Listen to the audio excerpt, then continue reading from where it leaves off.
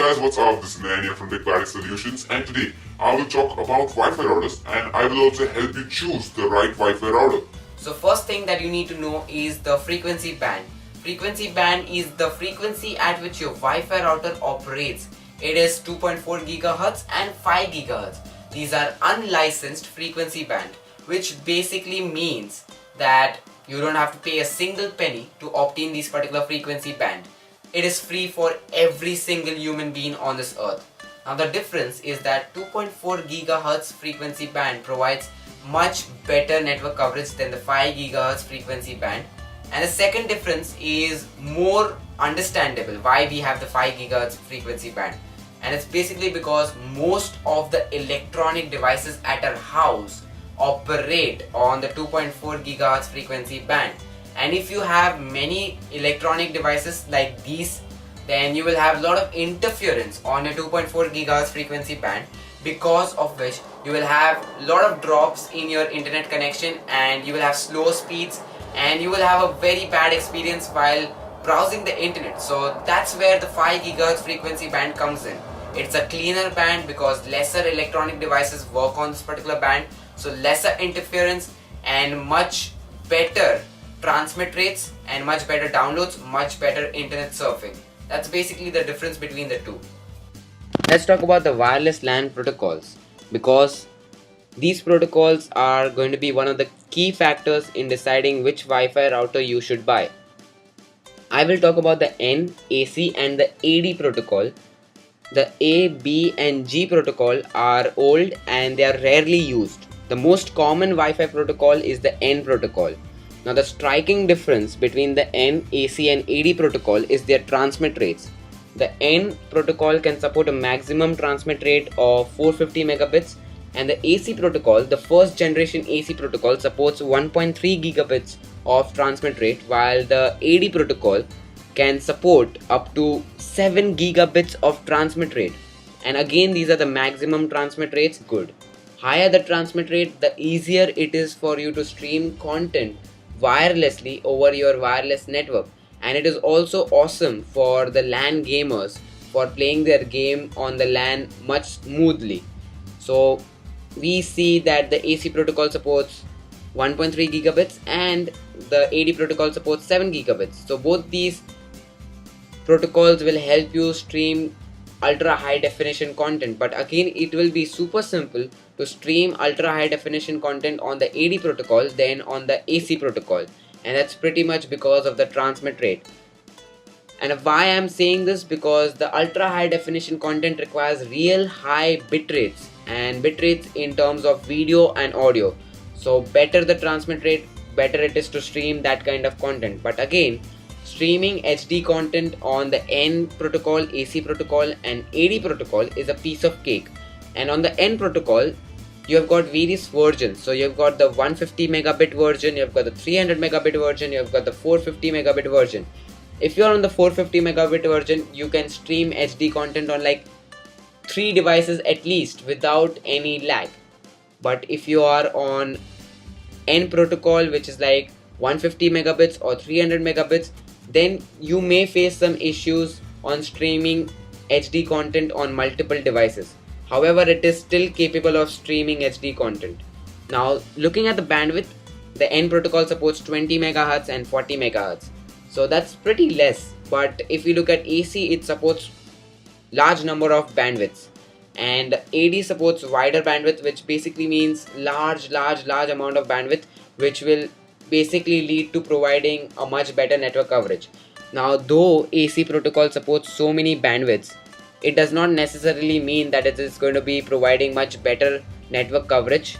It will get an edge to its network coverage, but it will still not be as great in network coverage as the N protocol, because it supports the 5 GHz frequency band and the N protocol supports the 2.4 and 5. And as I told you earlier, the 5 GHz band is not that great at providing a good network coverage.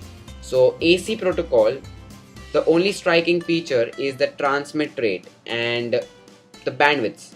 So the transmit rate is awesome, and if you are in a closed room, or you could say a smaller room, then the AC protocol is going to help you out, because you may be able to connect all your devices in that particular small area. Now, a good thing about AC protocol is that it is backward compatible with the N protocol. And AC protocol Wi-Fi routers are always dual band because they have to support the 5 GHz to support AC protocol. So again, they will be supporting the 2.4 GHz, so you don't have to take that much amount of tension for about your network coverage, because you can any day shift to the N protocol if you're not getting the AC protocol network coverage. So that's basically some of the information that I wanted to provide you about these Wi-Fi protocols. Next thing to keep in mind is the budget. Now, budget is really very important. If you're going to go for a low-end Wi-Fi router, keep a budget of 2500 rupees. Beyond that, keep budgets like 5000 rupees, 7500 rupees, 10,000 rupees, 15,000 rupees or 20,000 rupees. The 15,000 to 20,000 rupees budget will give you a good Wi-Fi router with AC protocol support. At the 2500 rupees, you will get a good router with ADSL support and N150 protocol support. N150 basically means it will support the N protocol and it will give you a maximum transmit rate of 150 megabits. Now, beyond that, you will get N300 and N450. Now, N450 is the high-end Wi-Fi router and N300 will be the intermediate Wi-Fi router. And again, N300 will be like maximum 300 megabits of transmit rate. N450 will be maximum of 450 megabits of transmit rate. Now, what's the difference between these high-end routers and the low-end Wi-Fi routers? First is the network coverage. Low-end Wi-Fi routers will always provide lesser network coverage than what high-end routers are capable of, and that's pretty much because high-end Wi-Fi routers have more antennas. Especially, you can take an example of Asus RT-AC66U. It's got 3 antennas, much better coverage than the other Wi-Fi routers because it's a high-end router again. Second, you will get extra internal storage in many routers that will allow you to back up your devices like Mac, Windows or PC.